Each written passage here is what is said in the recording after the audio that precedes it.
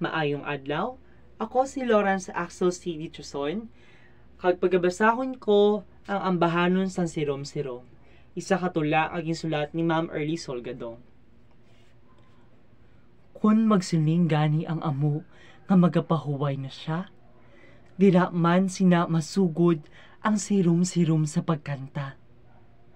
Ang ambahanon sang sirom-sirom ay puno gid sang kalisod para sa isa ka iloy nga namatyan tira sa ubos sa tiilan sang bakulod.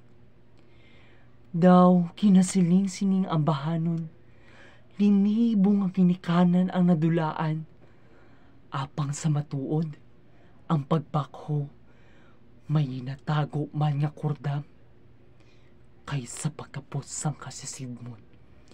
Nagasugod lagaw ang idubuang.